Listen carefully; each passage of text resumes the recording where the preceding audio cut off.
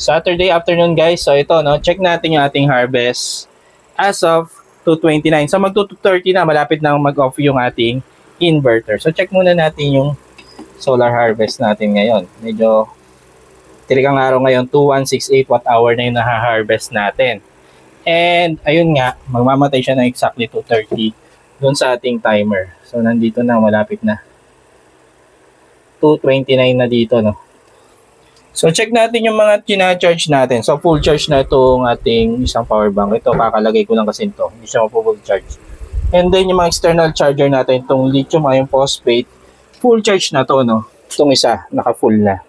Samantalang itong lead acid naman, ano na siya, almost full charge na. Ayun, namatay na guys.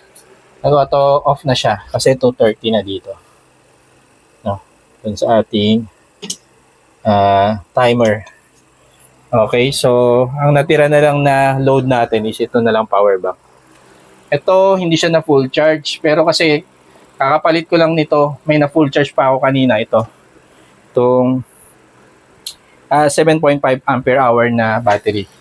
So hindi to na full charge. Ito hindi rin kasi kakapalit ko lang din. So ang nakalagay diyan kanina is yung 7.5 ampere hour tsaka yung 6.0 ampere hour kong battery.